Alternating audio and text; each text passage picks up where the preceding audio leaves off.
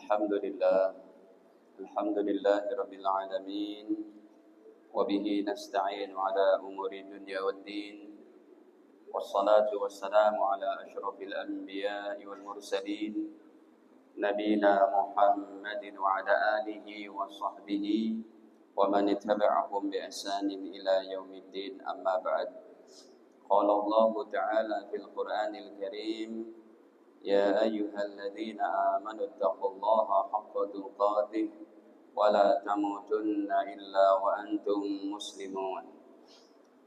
Alhamdulillah para hadirin kaum muslimin shaimin wal muslimat shaimat yang dirahmati Allah Ta'ala.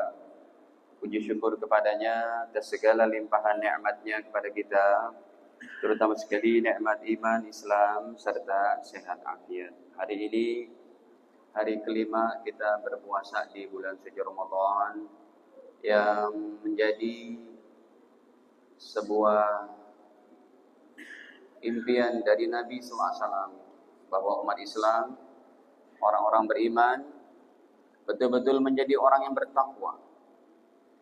Makanya hadirin, ayatnya untuk puasa itu kita dipanggil beriman, endingnya itu la'allakum tattaqun. Ya ayyuhalladzina amanu, wahai orang-orang beriman, kutiba alaikumusiyam, diwajibkan puasa kepada kalian. Kama kutiba alal ladzina min qablikum, sebagaimana puasa telah diwajibkan kepada orang sebelum kita. La'allakum tattaqun, supaya jadi orang bertakwa. Jadi yang dipanggilnya ini orang beriman dulu. Orang beriman, puasa kamu di bulan Ramadan sebagai training untuk menguatkan iman kita, ibadah kita, memperbaiki akhlak. Jadi ini para ulama katakan bulan suci Ramadan adalah sebagai madrasah tahunan. Siapapun wajib dia menjalankannya untuk melatih dirinya, memperbaiki kualitas imannya itu. Kenapa dipanggilnya ya ayyuhalladzina amanu, wahai orang beriman? Endingnya la'allakum tattaqun, supaya kamu menjadi orang bertakwa. Karena hadirin, ada orang beriman tapi tidak bertakwa. Ada orang beriman jauh daripada nilai takwa. Ada orang beriman akhlaknya enggak baik. Ada orang beriman bisanya nyusahin orang lain aja. Makanya ada tuh disebut neraka untuk orang beriman yang dia imannya tidak takwa. Ya. Ini hadis masalah ini telah ditulis sama Imam Bukhari sejak nomor 44 sampai nomor 7012, 6600 sekian ada tuh hadis-hadisnya. Kalau ada orang yang beriman masuk neraka itu, Pak. Bahkan dalam Sahih Bukhari-nya, ya, Allah sendiri itu yang berbicara kepada orang beriman yang terakhir dikeluarin dari neraka. Tapi dia udah sempat dulu mendekam di api neraka. Kenapa? Dia tidak memperjuangkan imannya menjadi la'allakum tattaqun. Contohnya, saya tulis dulu hadisnya. Ini kebanyakan kitab saya buka, jadi ini sudah ada. Maka hadirin, kata Nabi SAW, inni la'alam akhir, nomornya pun sudah 6202, ya. Ada juga 7212 dalam nomor yang lainnya, ada juga nomor 6650. Dari nomor 44 tuh Imam Bukhari menyebutkan hati-hati. Ada orang beriman yang dia tidak la'allakum tattaqun, harus mendekam dalam neraka dulu. Para jamaah, kalau dulu kita pernah belajar fisika, kimia, matahari itu kekuatan panasnya, kalau satu tubuh manusia aja didekatkan kepada matahari itu, masih jaraknya 40 juta kilometer. Didekatkan sedikit aja itu, tubuh manusia ini jadi debu. Dan api neraka masih ada 69 dari panasnya api neraka. Maksud saya, api neraka itu masih lebih panas 69 dari api matahari itu. Panasnya matahari. Kata Nabi, inni la'alam akhir ahlin nar khuruja. Saya mengetahui ada orang beriman terakhir dikeluarin dari neraka. Ini kan mengerikan hadirin. Kalau kita ngeliat kejahatan di dunia aja, ada orang beriman dibom, ada orang beriman, ada saudara kita dimutilasi, kita ngeri melihatnya. Padahal itu cuma siksaan dari manusia aja tuh. Apalagi nih siksaan dari Allah yang Allah melampiaskan murkanya. Karena kamu ini nggak taat, nggak takwa. Makanya Ramadan ini terus kalau berulang, tahun depan berulang, yang kita perjuangkan iman takwa itu. Kalau ayat mah nggak berubah. Dari 1400 tahun yang lalu, ayatnya itu aja Pak. Ya Mas, betul nggak Mas? Ada ayat yang lain Pak Imam? Ayatnya itu aja kan? 1400 tahun yang lalu sampai tahun kemarin pun kita bahas ayatnya ini aja.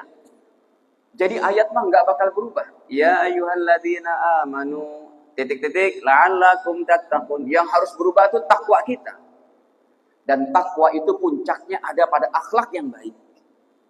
Ini negeri Indonesia, kalau semua segenap rakyat Indonesia menjalankan puasa Ramadan dengan sebaik-baiknya, selesai masalah kita. Karena sifat takwa adalah tingginya itu akhlak.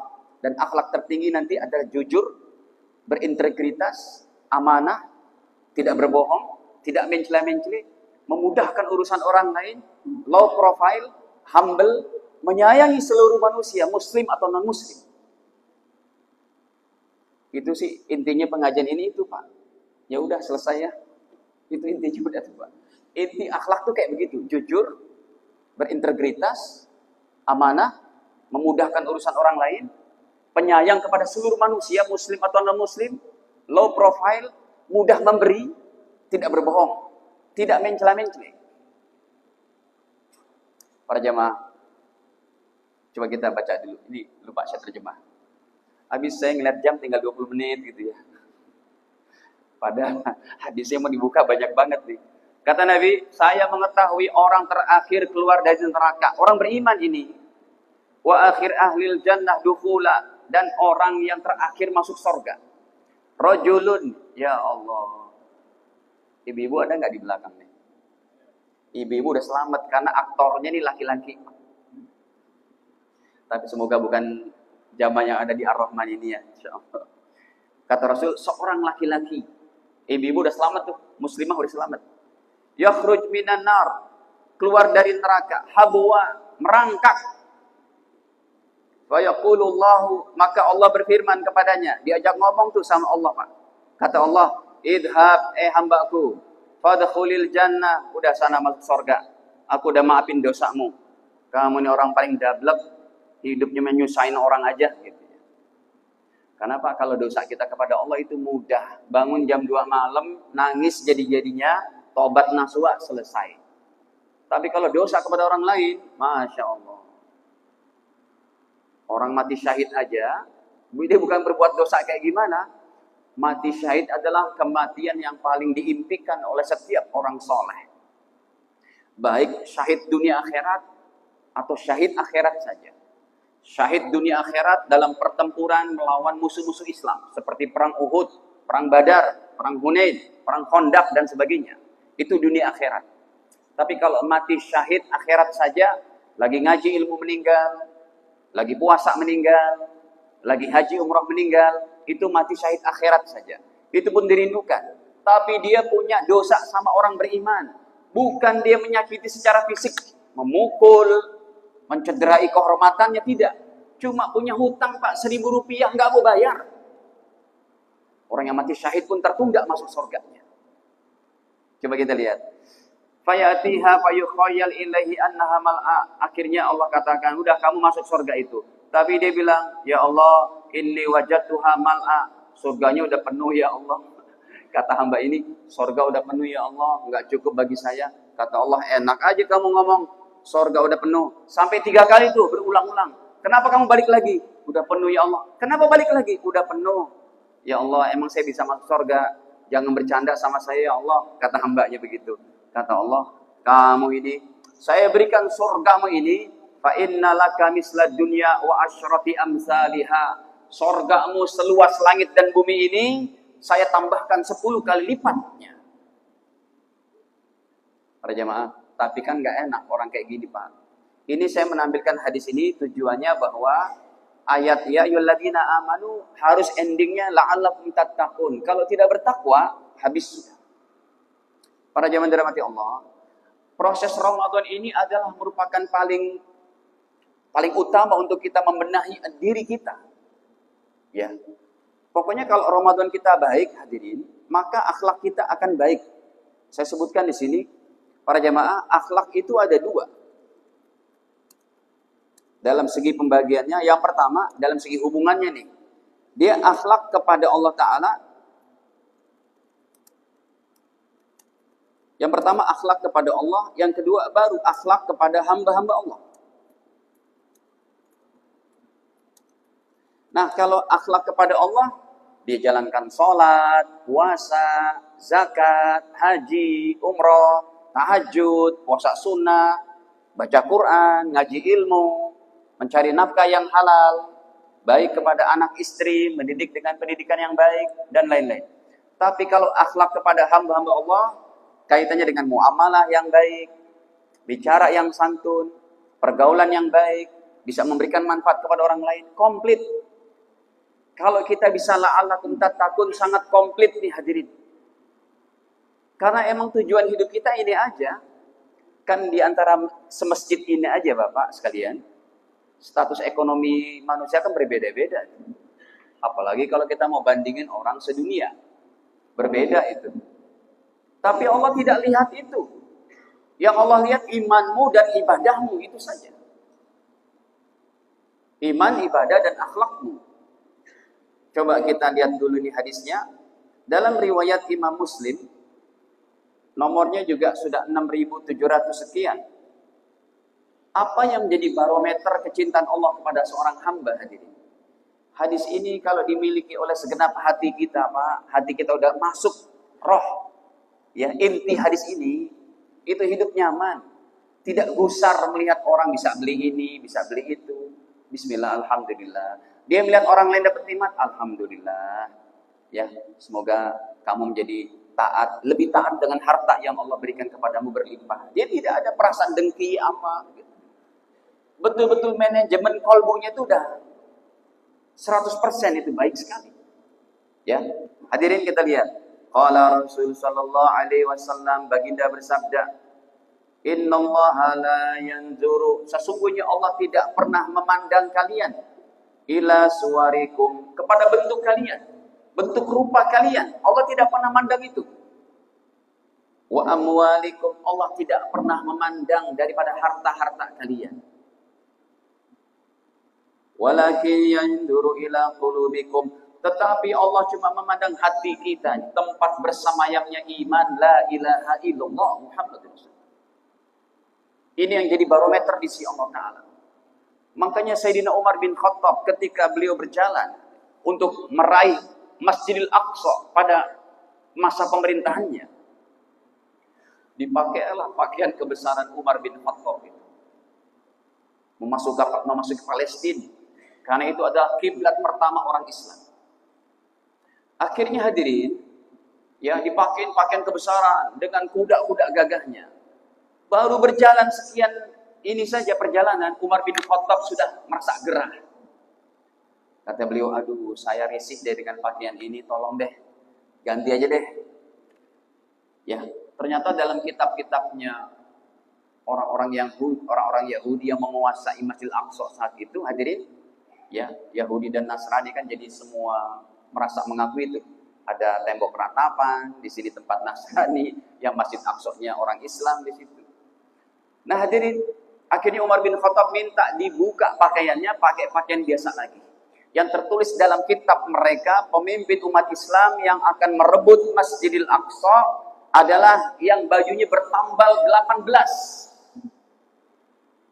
Umar bin Khattab minta dipakai biasanya saja. Kemudian pakai keledai yang biasa, bukan kuda yang baik. Kuda yang terbaik saat itu. Seorang presiden loh Pak. Jalan masuk. Lalu sampainya di sana diperiksalah sama orang yang akan menyerahkan daripada kunci Masjidil Aqsa. Kami dapati dalam kitab kami kalau orang yang akan membuka, yang akan merebut daripada Masjidil Aqsa ini adalah pemimpinnya, bajunya bertambal 18. Dihitung Pak, 1, 2, 3. Kata mereka, cuma 17 nih. Bukan kamu. Kata Sayyidina Umar, satu lagi ada di sini, gak kelihatan. Dikit. Ya, kehidupan yang Masya Allah. Tapi kalau emang protokoler ataupun sebuah peraturan pemimpin saat ini dia ada patwalnya, ada apanya, ya itu memang sudah kebijakan ya tidak apa-apa juga. Maksudnya begitu humble-nya Umar bin Khattab sampai sebegitunya. Hadirin, Allah tidak pernah melihat kita dari harta, dari benda, dari bentuk rupa, warna kulit, dari keturunan. Mau keturunan Nabi pun, keluarga Nabi pun kalau tidak beriman, Allah sebutkan dalam Al-Quran. Tabbat yada abi lahabi wa tab. Itu kan pamannya. Memang dalam masalah ini Allah tidak perlu yang demikian-demikian. Pokoknya kamu beriman, kamu bertakwa, la'alakum tattaqunya ada, selesai hidupmu beres. Ini kan semua cuma batu loncatan aja, Pak. Saya yakin yang ada di masjid ini 100 tahun ke depan udah nggak ada semua nih. Bukan saya nyumpahin, emang insya Allah udah pasti itu. Emang antum masih mau hidup, Pak, 100 tahun ke depan? Umur berapa 100 tahun ini? Abang aja yang masih muda nih, 100 tahun udah umur berapa antum? 130 sekian mungkin. Kita akan kembali, Pak. Ini yang mau kita perjuangkan. Wa a'malikum, dan amal soleh kalian. Para jamaah, kita lihat. Allah perintahkan kita dengan ketakwaan ini. Ya, jadi puncak iman itu takwanya. Maksudnya puncak takwanya itu adalah akhlak yang mulia.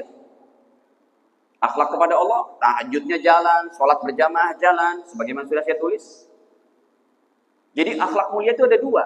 Akhlak kepada Allah, puasanya jalan, baca Quran jalan, ngaji ilmu jalan, tahajud jalan. Akhlak kepada manusia, low profile, omongan santun, baik, mudah memberikan kepada orang. Makanya hadirin, sudah menjadi hukum Allah. Semakin Anda bertakwa, semakin Allah pakai untuk kebermanfaatan orang lain. Itu prinsip Islam. Apa enggak hebat, Pak? Semakin Anda bertakwa, Anda akan dipakai oleh Allah untuk kebermanfaatan orang lain. Baik dari segi pemikiran, ide-ide yang cemerlang, ya, baik daripada pergaulan di perumahan kita, di tempat tinggal kita, atau secara finansial. Ya, contohnya banyak deh, Pak.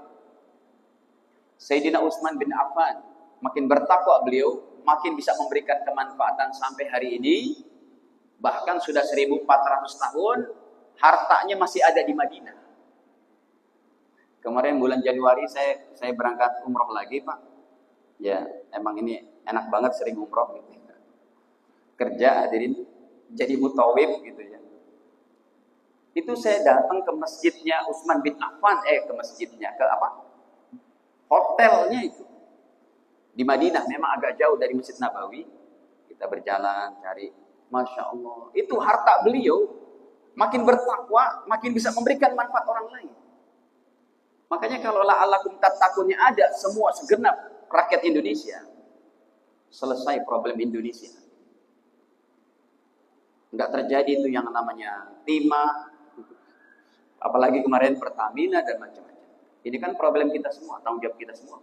Ini harus risau, kita punya risau karena segenap anak bangsa harus betul-betul berusaha sekuat tenaga untuk memberikan manfaat kepada orang lain. Kemarin saya standby di Qatar, ngobrol. Kamu dari mana? Qatar, Masya Allah. Saya bilang, di sini gimana sih kehidupan? Oh, kalau kami di sini SD, SMP, kuliah, itu semuanya free. Rumah sakit free. Saya bilang, emang penghasilan kalian apa? Cuma minyak doang. Kita perlu ini, Pak, untuk lagi dan lagi bertakwa kepada Allah. Semuanya. Kata-kata saya ini tidak menyindir kepada siapapun, tapi mengingatkan kita semua. Termasuk daripada warga Jasa Marga. Anda kan tetap berkhidmat kepada orang Indonesia ini. Dengan jalan yang makin baik, transportasi jadi mudah, ekonomi akan lancar. Kan begitu semua. Ya, makanya ketika saya ngajar di Jasa Marga, Pak, saya mau lihat tepian jalan tol kayak bersalah tuh. Gak boleh dilewat tepian gitu. Tapi kemarin dibolehin sama Polri ya untuk mengurai kemacetan gitu ya di beberapa ruas jalan gitu ya. Ya itu kalau dibolehkan silakan. Baik, hadirin kita lihat. saking senangnya nih Allah Ta'ala dan Rasulnya kepada umat Islam yang Ramadannya memiliki akhlak mulia, hadirin, derajat Anda diberikan sorganya sorga Firdaus. Ini hasil Ramadan. Ini sebagai stimulus bagi kita. Makanya kalau ada tausiah tarawih itu, hadirin, tausiah tarawih kan setelah itu tarawih itu. Saya bilang sama jamaah, tarawih Anda ini tidak lebih afdol dari tausiahnya, asal bermutu tausiahnya. Karena tausiahnya ini satu hadis yang disampaikan, umat Islam menyerap dan mengamalkan, itu hukumnya wajib. Seperti sekarang yang saya sampaikan ini, Anda memahami ini itu hukumnya wajib, karena udah tersampaikan. Kalau sholat tarawihnya sunnah. Jadi bagus banget memang di Indonesia, dan tidak ada di belahan bumi lain, Pak, yang ada di Indonesia nih. Sebelum tarawih ada tausiah. Kenapa begitu? Karena umat Islam lagi kumpul, sangat baik sekali untuk menyampaikan perkara-perkara basically untuk momen-momen setelah Ramadan. Contohnya seperti hadis ini, hadirin. Dalam riwayat Imam Abu Daud ini, ya, Nabi SAW menyampaikan orang yang berakhlak mulia itu diberikan sorganya Firdaus, Pak. Apa enggak hebat? Berdampingan dengan Nabi. Ya, tapi emang puncaknya segala keimanan ini, akhlaknya sangat mulia. Udah sampai kepada makom yang tadi saya sampaikan. Haknya kepada Allah diberikan, kepada manusia diberikan. Orangnya low profile, penyabar, kalem, ya, memudahkan urusan orang lain, santun, tidak menyakiti orang lain, ya, mudah memberikan kemanfaatan kepada orang lain. Coba kita lihat. Hadis ini derajatnya hasan ataupun sahih, ya, menurut sebagian ulama. Yang jelas ini hadisnya kuat. Nabi bersabda, "Ana zaimun," langsung aja, "bi baitin," aku menjamin, kata Nabi, untuk umatku mendapatkan satu rumah fi a'lal jannah, di surga tertinggi, Firdaus. Bagi siapa ya Rasul? Liman hassana khuluqahu, bagi seseorang yang akhlaknya mulia, memperbagus akhlaknya setelah ibadahnya, puasanya, sholatnya, hajinya, umrohnya, terciptalah dalam dirinya akhlak yang baik. Ini loh hasilnya. Para jamaah dirahmati Allah. Dan kalau kita memiliki akhlak mulia seperti ini menjadi pemberat timbangan amal kita. Ya Allah, saya sendiri yang menyampaikan. Semoga Allah Ta'ala berikan kepada kita, Pak, timbangan amal kita berat. Karena Anda tidak mengetahui waktu saya 24 jam, saya juga tidak mengetahui Anda. Ini masing-masing rahasia kita sendiri, Pak. Sejauh mana kita menjalankan ketaatan kepada Allah di rumah, di kendaraan, di mobil, di jalan raya, ya, di mana saja kita berada. Kita berharap timbangan amal kita makin berat. Tapi dengan akhlak mulia ini, saya sampaikan satu hadis lagi, masih riwayat Imam Abu Daud Tirmidzi, ya, karena Bukhari Muslim, Imam Bukhari, Imam Muslim sebagai masyayikh ilmu hadis, guru besar ilmu hadis, tidak saya dapati dalam kitab beliau. Ini saya dapatkan dalam kitabnya, levelnya di bawah beliau, yaitu Imam Abu Daud ataupun Imam Tirmidzi. Nah, ini contohnya. Sebelum saya baca hadis ini, hadirin, ada fase akhirat yang menjadi timbangan kita itu. Ditimbang amal kita semuanya. Ayatnya nggak usah jauh-jauh. Semuanya juga Anda bisa hafal ini. Ya, Al-Qari'atu mal-Qari'ah, wa ma adraka mal-Qari'ah, yawma yakunun nasu kal-farashil mabthus, wa takunul jibalu kal-'ihnil manfush. Lihat, ayat ke-6-nya. Fa'amma man thaqulat mawazinu, maka adapun siapa orangnya yang timbangan amalnya berat, setelah sholat, puasa, masih kurang tuh, nanti ada pemberatnya, apa? Akhlak mulia. Sebentar. Fahuwa fi 'ishatir radiyah, orang yang timbangannya berat, berada dalam kehidupan yang menyenangkan. Wa amma man khaffat mawazinu, dan siapa yang timbangan amalannya ringan, hari-hari enggak sholat, enggak ibadah, orangnya pun tidak jujur, diberikan amanah dia terbengkalaikan, tidak menunaikan hak pada amanah yang baik, ya, udah hatinya dipenuhi dengan nafsu, angkara murka yang membuat amal dia makin tipis, makin tipis. Apa kata Allah Ta'ala, orang yang amalnya ringan, fa ummuhu hawiyah, tempatnya neraka hawiyah. Wa ma adraka ma hiya, apa itu neraka hawiyah? Narun hamiyah, api yang menyala-nyala. Hadirin, coba kita lihat pemberat amal kita setelah sholat, puasa, haji dan umrah. Itu pemberat terakhirnya kata Nabi, akhlak yang baik, budi pekerti yang baik. Kepada anak istri baik, kepada atasan bawahan baik, kepada orang yang enggak dikenal pun baik. Nanti ada puncaknya daripada akhlak mulia. Sebentar, saya tampilkan dulu hadisnya. Nih, hadirin, di dalam riwayat Imam Tirmidzi rahimahullah, derajatnya pun hasan. Apa kata Nabi di sini? Kata baginda, "Ma syai'un asqal fi mizanil mu'min." Tidak ada pemberat amal orang beriman yaumal qiyamah, di hari kiamat nanti. Tidak ada yang lebih memberatkan timbangan amalnya itu. Di dosa-dosanya jomplang, yang lebih berat amal solehnya. Pemberat yang utamanya apa setelah sholat, puasa, zakat, haji, umrah? Min khuluqin hasan, dari akhlak yang mulia. Ramadan, Pak, ibaratnya kita naik gunung, ya. Tapi yang kemarin meninggal, tapi non muslim sih ya, nggak bisa saya doakan. Non muslim kayaknya tuh yang di Karten Piramid itu kan di Papua. Kayaknya non muslim karena dalam keadaan puasa dia. Ya, hadirin, ya maksud saya begini, akhlak yang mulia ini sebagai puncak daripada ketakwaan seorang. Allah Ta'ala jadikan timbangan amalnya pemberatnya itu. Bahkan ditekankan lagi oleh Nabi, wa innallaha la yabghad, sungguh Allah sangat marah, sangat benci al-fahish, kepada orang yang kata-katanya keji, kotor, al-bazi, yang kasar. Nah, para jamaah yang dirahmati Allah Ta'ala, tadi udah, sekarang puncak daripada akhlak mulia, Pak. Selain kita kepada siapapun berbuat baik, omongan baik, jujur, amanah, berintegritas terhadap pekerjaan kita, menunaikan daripada kewajiban kita, low profile, humble orangnya. Ada satu lagi, Pak. Apa? Ini sebagai penyempurna akhlak yang mulia, yaitu sekalipun kita nggak bisa berinteraksi dengan semua manusia, tapi Anda selipkan doa-doa terbaik untuk seluruh manusia. Itu akhlak terbaik.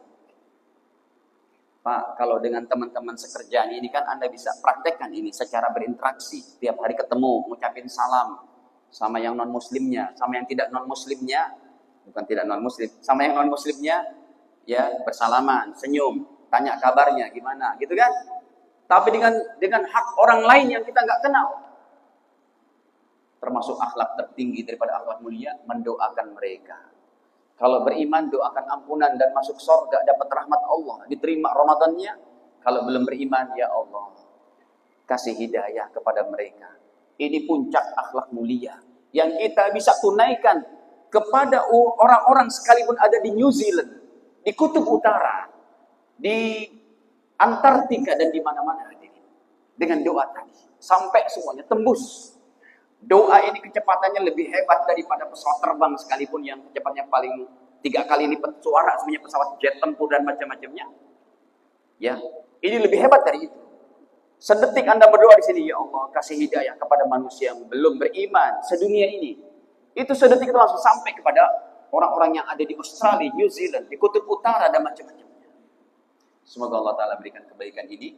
Ramadan masih pada, kalau naik gunung tuh, pada kakinya ini hari kelima, masih jauh lagi hadirin. Ya, semangat untuk tetap menjalankan ritual Ramadan dengan hakikatnya. Kita berharap kepada Allah setelah Ramadan kita bisa praktekkan pada 11 bulan yang akan datang. Akhlak mulia menjadi pemberes semua problem dalam diri kita, keluarga kita, dan masyarakat kita. Ini saja yang dapat kami sampaikan. Semoga Allah Ta'ala berikannya kebaikan kepada kita. Cukup ya.